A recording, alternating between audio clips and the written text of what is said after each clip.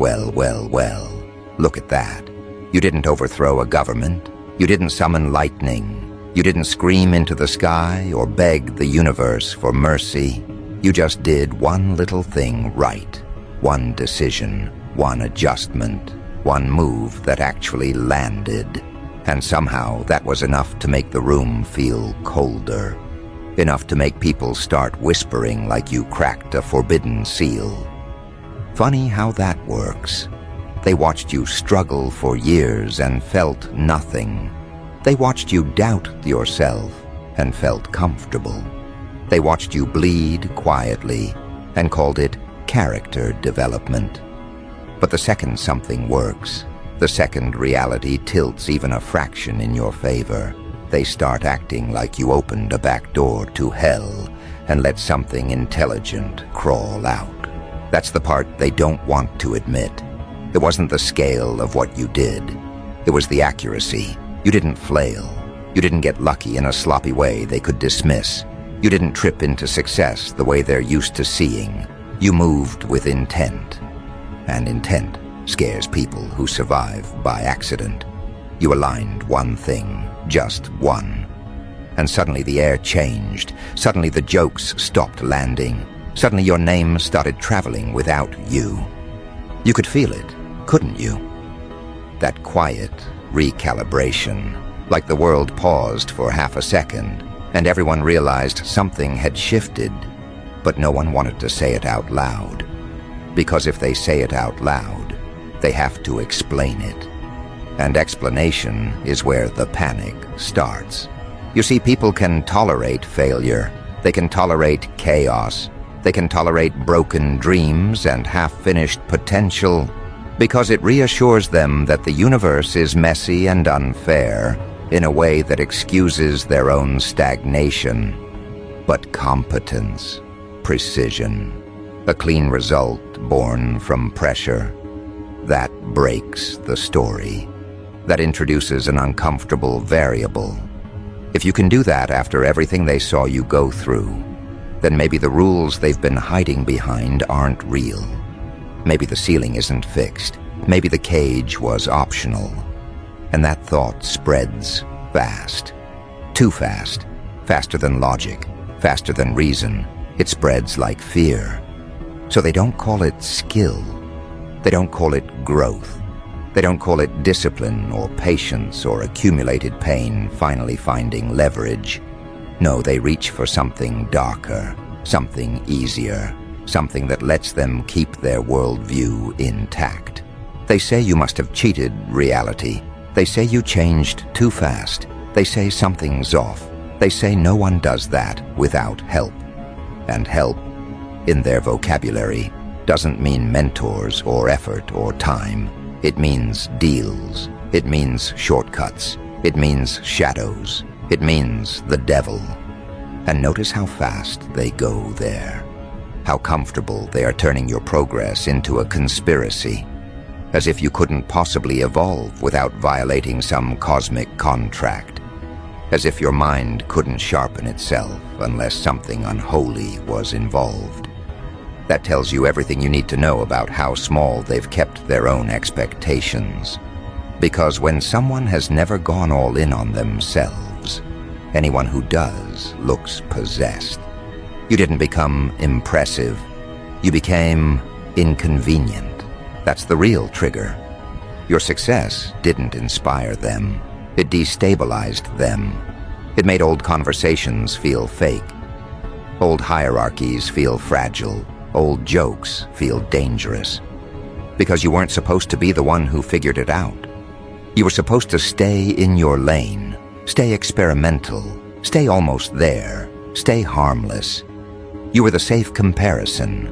The person they could point to and say, see, trying hard doesn't always work. And then you did one thing right. And the whole comparison collapsed. Now they have to rewrite history to survive the present. So they start tracking you differently. They watch your timing, your posture, your tone. They read into pauses that mean nothing. They screenshot progress like it's evidence. They look for signs, patterns, symbols, anything that suggests your rise isn't legitimate. Because if it is legitimate, then their inaction becomes a choice instead of a circumstance, and that's unbearable. So they don't say you worked, they say you changed, and they don't mean it as growth, they mean it as corruption, like something touched you, like you crossed a line you weren't supposed to cross. Here's the truth they won't face. You didn't cross a line. You stopped respecting one that never applied to you. You learned something they never did. That pain isn't just something to survive, it's something to study. While they were numbing, you were observing. While they were performing resilience, you were reverse engineering your own collapse. You paid attention to what broke you. You mapped it. You figured out where you leaked energy, where you hesitated, where you waited for permission that never came. And when you finally acted, it wasn't chaotic. It was surgical. That's why it looked unreal. That's why it didn't match their expectations. Because they mistake noise for effort and confuse struggle with virtue. You didn't get louder, you got clearer. And clarity terrifies people who rely on confusion to stay comfortable. So now the rumors start. Quiet at first. Half jokes, side comments. That look they give each other when your name comes up. You feel it. The sudden shift from amusement to assessment. They're no longer asking if you'll fail. They're asking how far this goes, and worse, whether it affects them, because deep down they sense it. Your win wasn't isolated. It was a proof of concept, a demonstration, a live example of what happens when someone stops leaking their power into doubt and starts applying it with intent. That's why it feels like a panic button got pressed. Not because you're taking something from them, but because you're showing what's possible. And possibility is radioactive to people who have already decided they're done evolving. They don't hate you because you succeeded. They hate you because you succeeded without their permission, without their blessing, without fitting the narrative they agreed on when they decided who you were. You violated the agreement, the unspoken one, the one where you stay predictable and they stay superior. So now they mythologize you. They turn your discipline into obsession, your focus into darkness, your boundaries into arrogance, your silence into threat.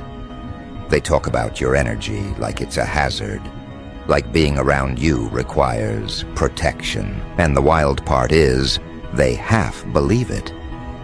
Because it's easier to imagine you made a deal with something external than accept that you finally made a deal with yourself. The kind that doesn't expire, the kind that doesn't ask for applause. You didn't summon anything. You remembered.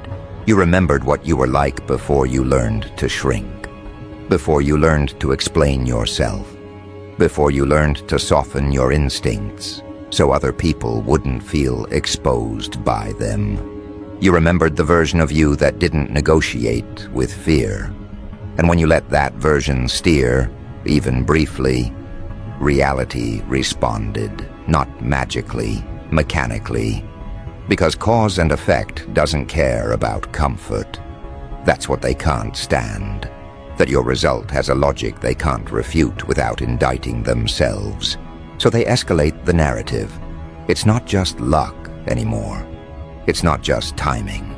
It's something darker, something unnatural. Because unnatural means unrepeatable. And if it's unrepeatable, they don't have to try. They can sit back and say, well, not everyone gets chosen. Not everyone gets that kind of favor. They can turn your work into mythology and their fear into theology. Meanwhile, you're just standing there, watching the ripples spread, realizing how fragile their confidence actually was. You thought you were invisible. Turns out you were a variable, one that hadn't been activated yet. And the moment you were, the system started glitching. People who never checked on you suddenly check your progress. People who never listened suddenly quote you. People who never believed suddenly speculate. And none of it feels flattering. It feels clinical, like you're being observed instead of celebrated, like something about you moved from background noise to anomaly status overnight. You didn't ask for it. You didn't chase it. You just aligned one thing correctly and exposed how misaligned everything else was. That's why the devil story sticks. Devils are convenient.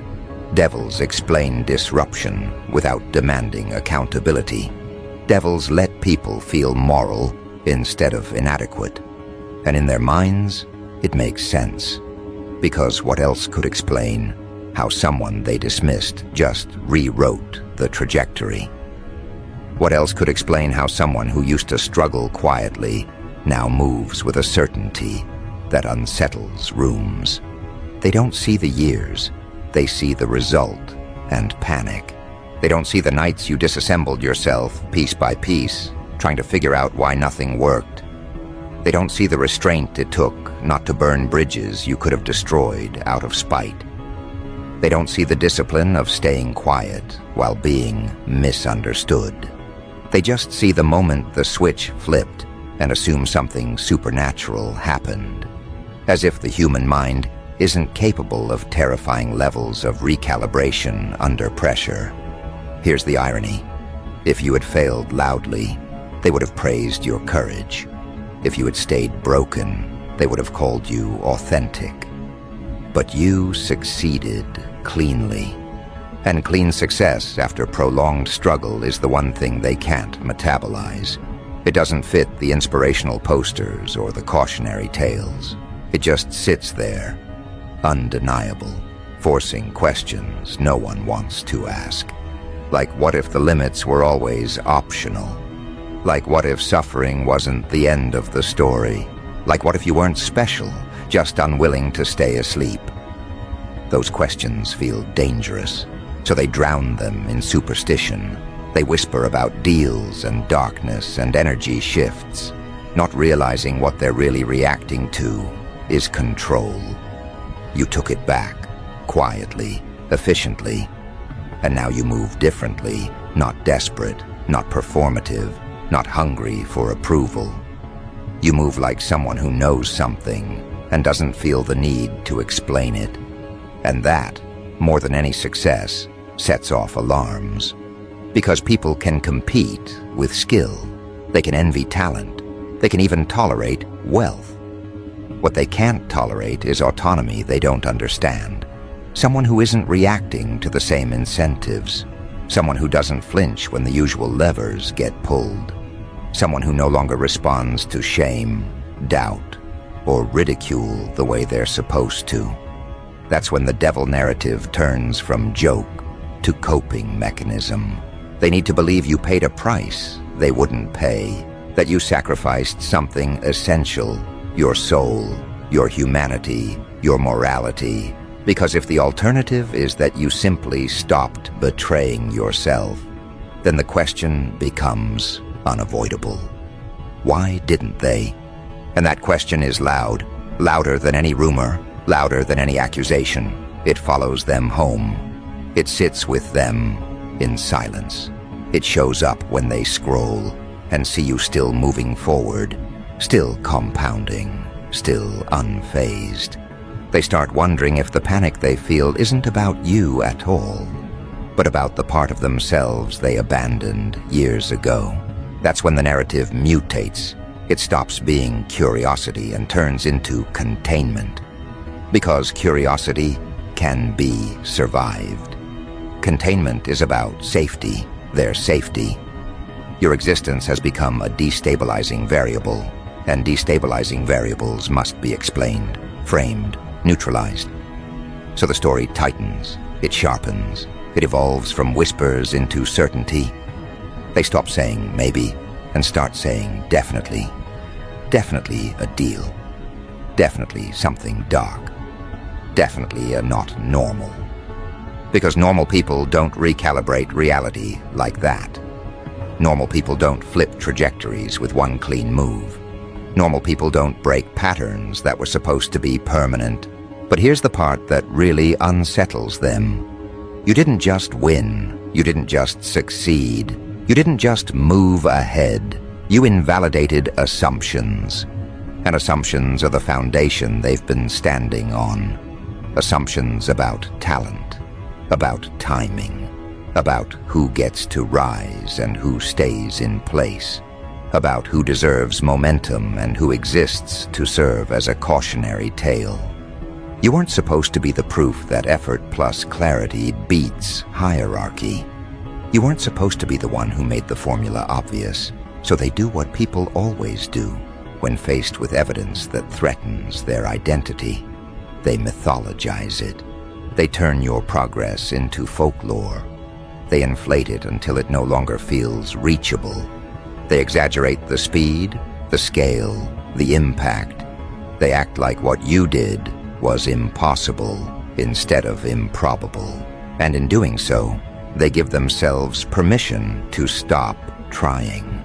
Because no one expects themselves to compete with the impossible. But they do expect themselves to compete with someone who simply stopped sabotaging themselves. And that's the truth they're running from.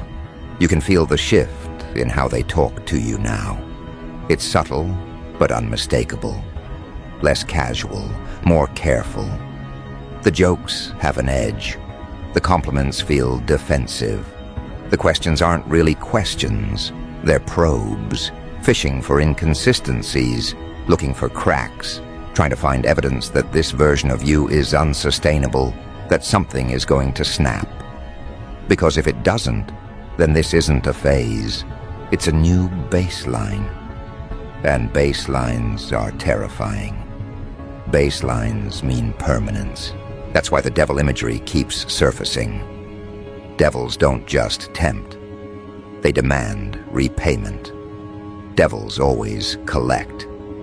Devils imply a clock is ticking, and they need that clock.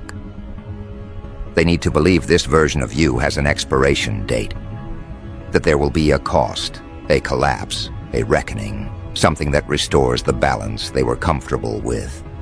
Because if there isn't, then the imbalance was never natural. It was just enforced by fear. And fear, once exposed, doesn't hold power the same way. What they don't understand is that the price was already paid. Long before anyone noticed. You paid it in isolation, in restraint, in swallowing reactions that would have felt justified but led nowhere.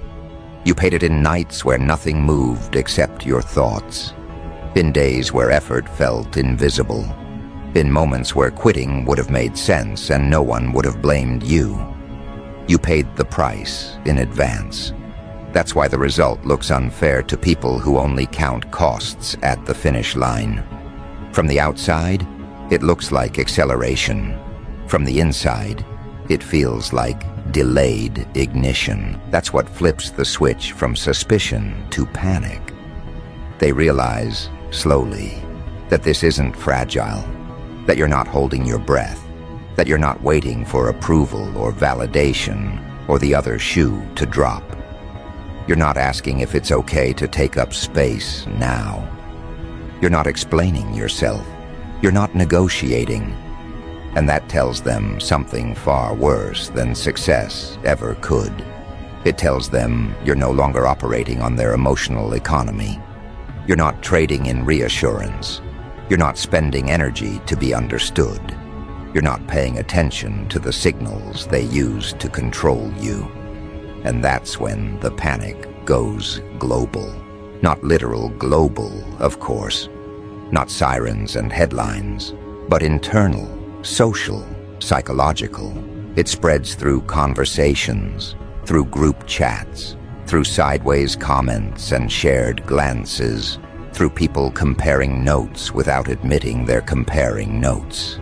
They start noticing patterns, noticing that wherever you go, the atmosphere tightens, that rooms feel different after you leave, that people bring you up unprompted, that your name carries weight now, even when spoken casually.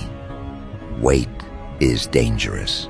Weight bends structures. So they start asking each other the same question in different ways. How did this happen? When did this happen? And more importantly, could it happen again? Could someone else do what you did? Because if the answer is yes, then the whole hierarchy is unstable. And hierarchies exist to protect people from having to test themselves. They exist to tell people where they belong without effort. You didn't just climb, you shook the ladder. That's why they don't talk about your work. They talk about your change. Change implies loss. Change implies corruption. Change implies that something was taken from you in exchange for power. Because power earned through discipline is threatening. Power earned through sacrifice is unsettling. But power earned through deals, that can be dismissed, that can be moralized, that can be condemned without reflection. So they condemn it. They say you're too intense now, too focused, too cold, too confident. They say you're not like you used to be, as if that's an accusation instead of a diagnosis, as if the old version of you wasn't bleeding internally to make them comfortable, as if staying the same would have been a virtue. They mourn the version of you that made them feel safe, the version that asked permission, the version that explained themselves, the version that stayed small enough to be predictable. They call this version unnatural, because nature terrifies people who've been living inside routines.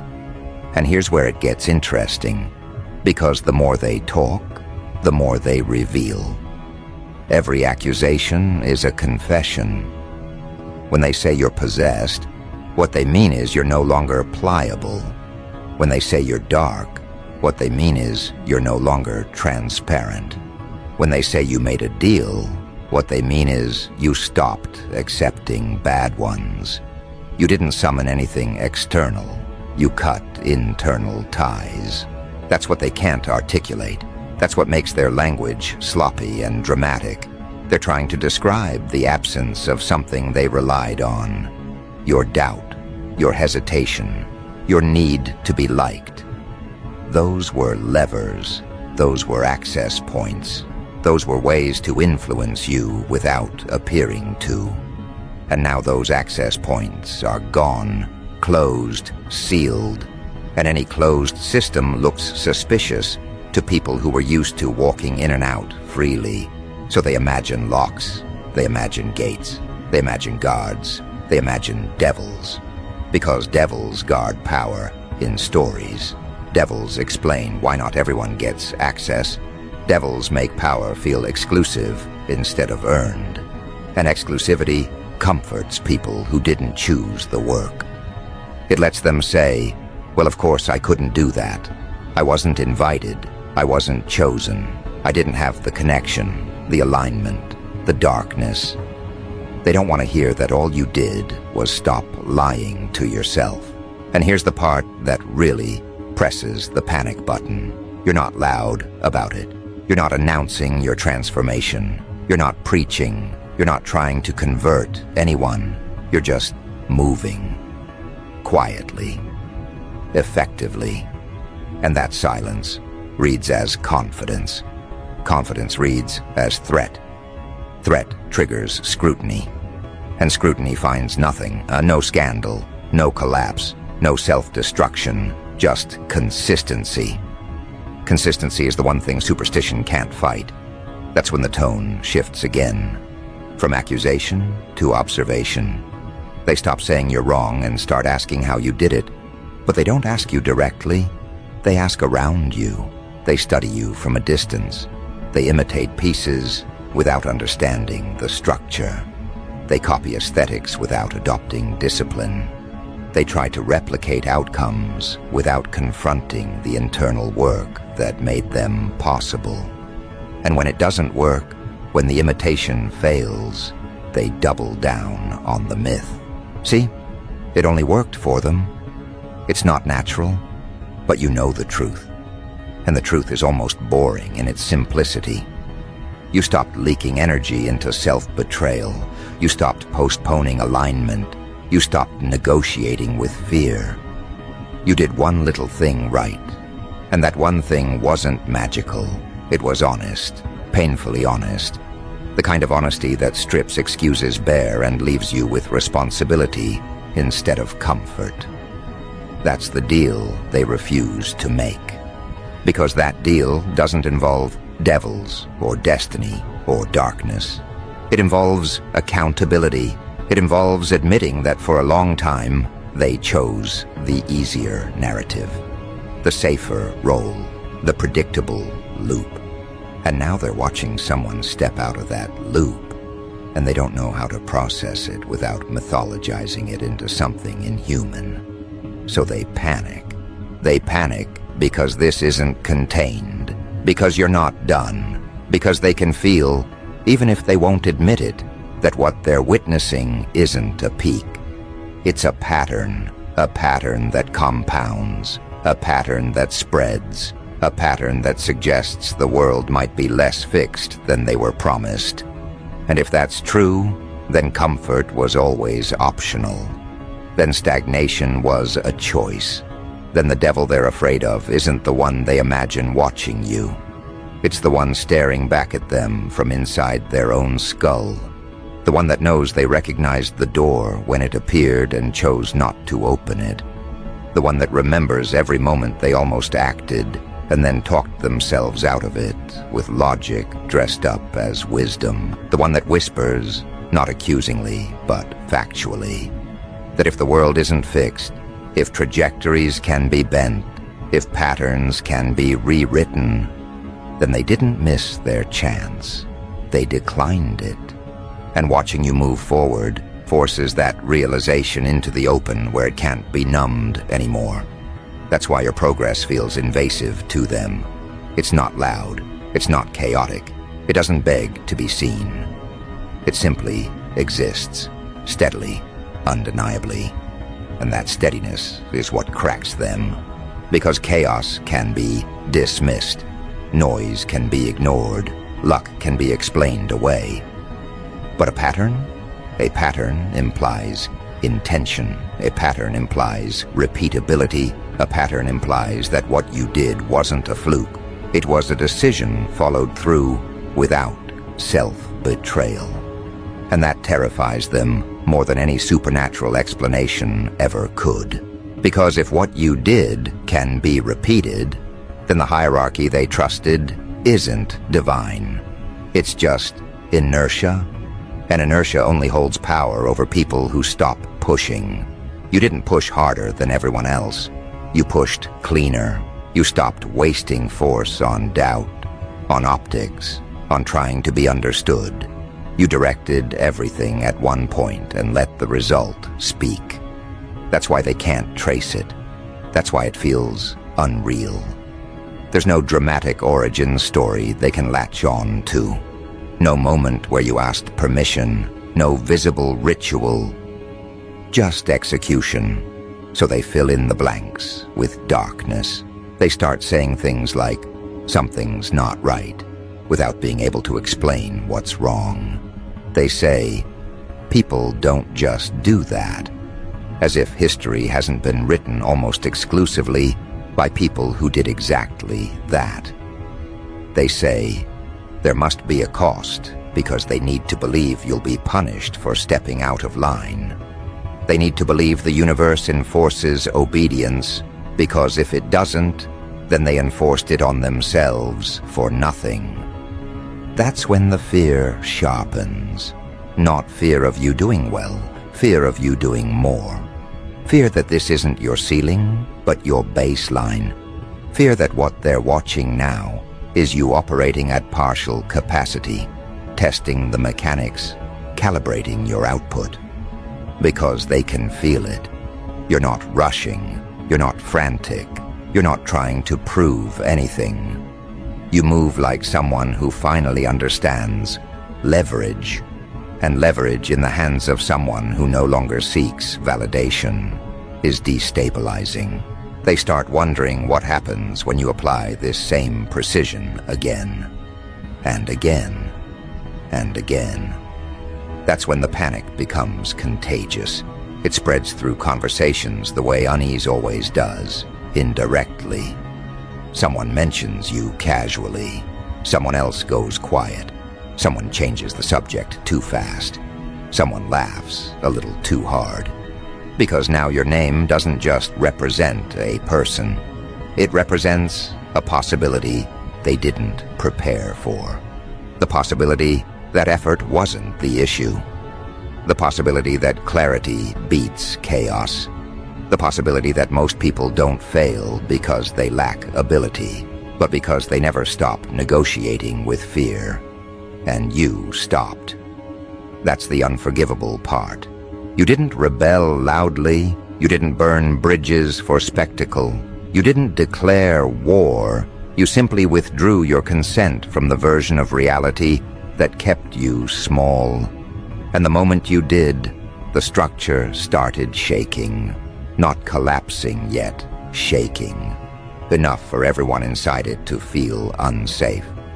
So they talk about devils and deals because it's easier than saying they chose themselves. Because saying that opens a door they're terrified to walk through. Because once that door is open, there's no excuse left. No narrative to hide behind. No moral high ground. Just the quiet, brutal realization that the cage was never locked.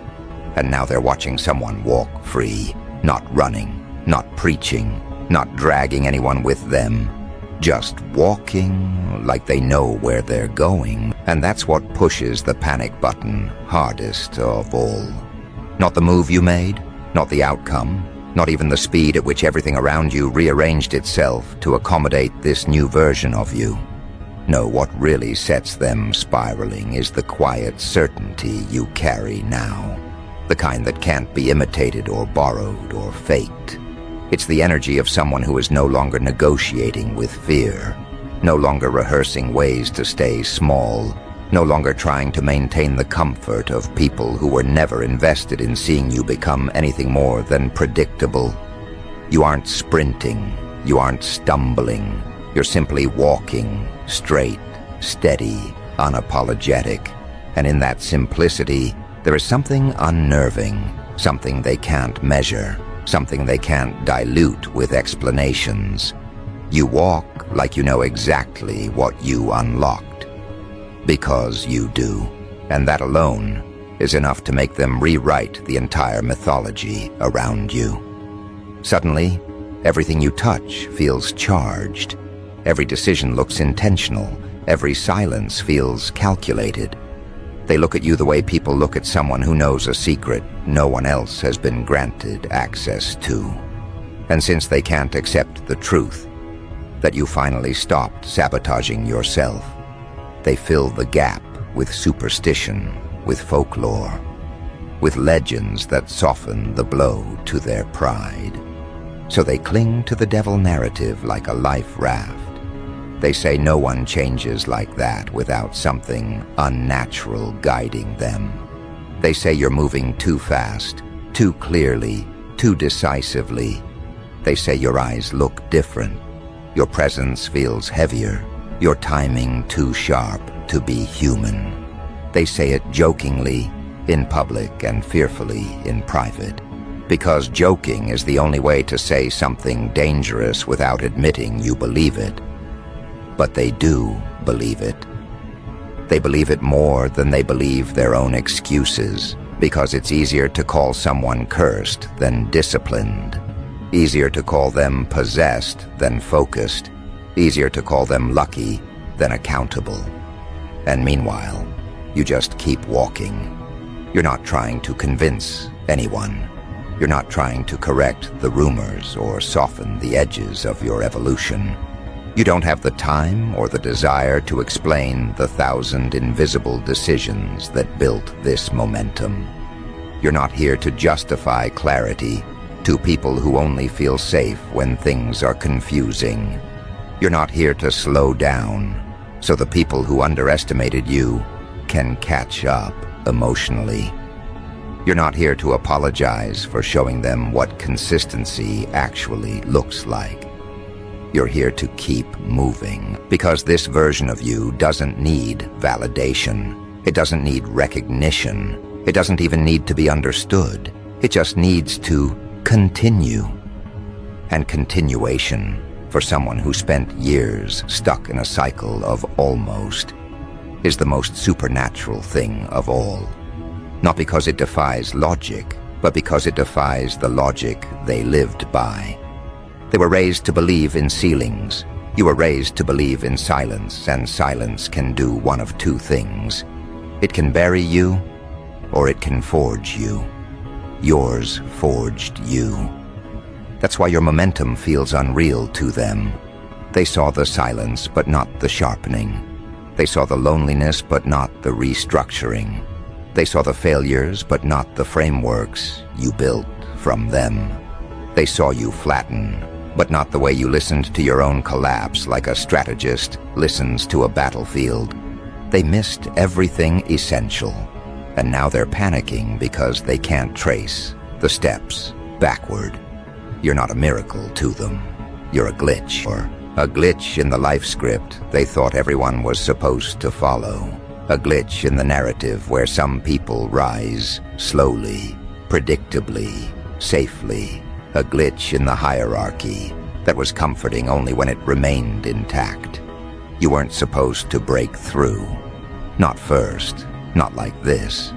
Not with one clean move that redirected the entire trajectory of your life in a way no one prepared to witness. Because here's the uncomfortable truth. They liked you better when you were almost ready, almost strong, almost healed, almost visible. They liked you better when your light flickered, because flickering lights can be ignored. But stable lights, static lights, lights that don't waver anymore, those demand accountability. They expose the shadows people learned to hide in. They expose every excuse, every self-sabotage pattern, every choice to remain dim. Your light didn't become brighter. Theirs stopped being enough.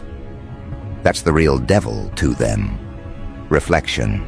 Reflection that's too clear. Reflection that doesn't flatter. Reflection that reveals what they were capable of but refused to attempt. They aren't afraid of your power. They're afraid that your power proves theirs wasn't missing, just abandoned. And abandonment is a wound pride cannot survive without retreating into fantasy. So they tell themselves a fantasy.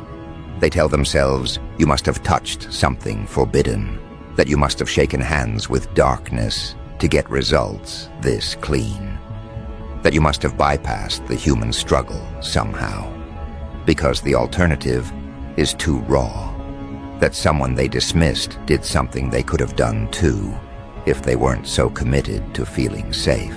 And you can feel that fear in them now. It's in the way they look at you too long but speak too little. It's in the way their voice dips when they ask how you've been. It's in the way they check your socials more than they check their messages.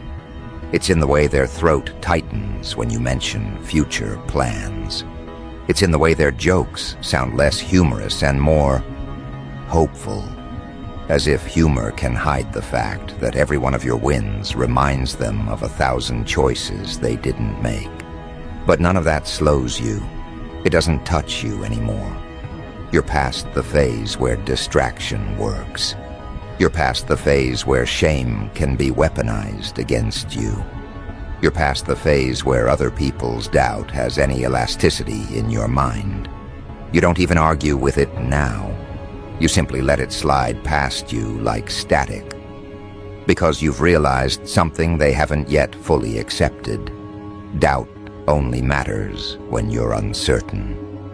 The moment you become certain, doubt becomes background noise, and the background is exactly where you've put them, not out of cruelty, out of necessity, because the path you're on now doesn't have capacity for spectators who expect explanations.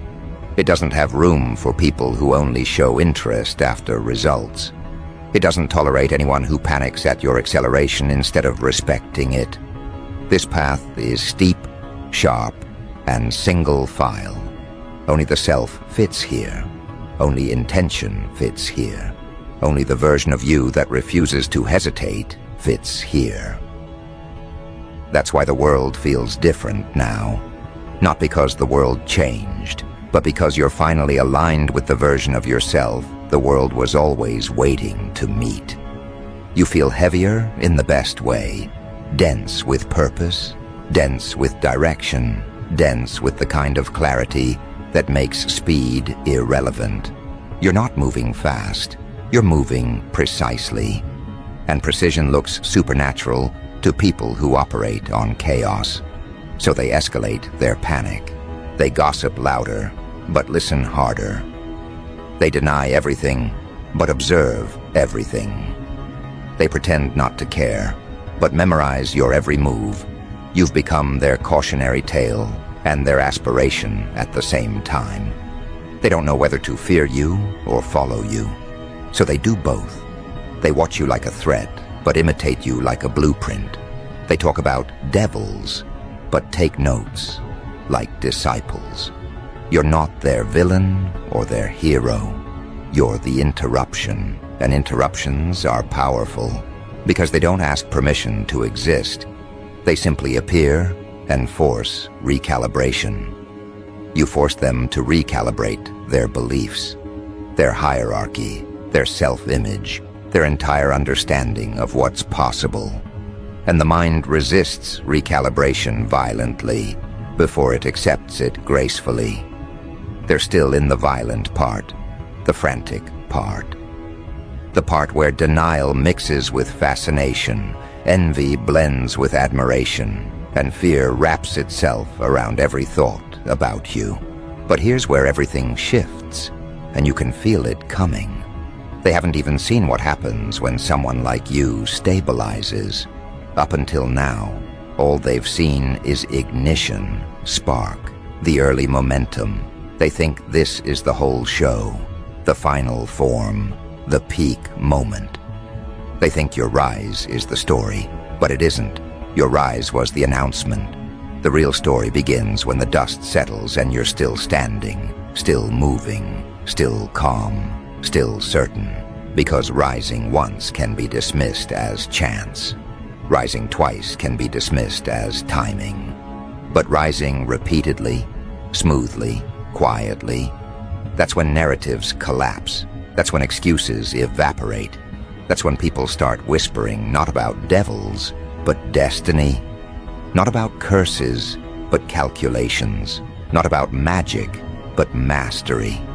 And mastery, in its purest form, is indistinguishable from divinity to people who never mastered themselves. You didn't make a deal with the devil. You made a deal with the truth. You traded comfort for clarity, approval for autonomy, fear for forward motion. And every time they see you now, they're reminded that the truth always wins eventually. Even when ignored, even when mocked, even when buried, the truth waits. And when it rises with vengeance. That vengeance isn't against them, it's against who you used to be. And they feel that. They feel the intensity of someone who is no longer competing with the world, but with their own former limitations. They feel the weight of someone who is done explaining themselves. They feel the shift of someone who is no longer trying to catch up. Someone who is simply stepping into alignment with what was always there. That's why the worldwide panic button metaphor feels so accurate. Because even though the world didn't literally erupt, your world did. The ecosystem surrounding you destabilized. The assumptions orbiting your identity collapsed. The people who once stood above you suddenly found themselves on shaky ground, not because you pushed them down, but because you rose in a way that made their foundation irrelevant. And now they're waiting, watching, bracing, because they can feel the next move forming before you've even made it. They don't know what it is. They don't know when it comes. They don't know how it affects them. But they know something. The person who did the one little thing right wasn't a fluke.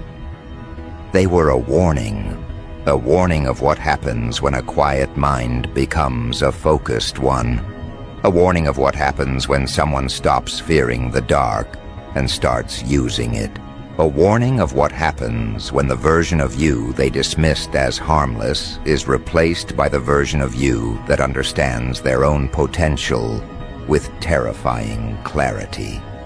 You didn't make a deal with the devil. You became the consequence of their doubts. And consequences don't ask permission. They arrive.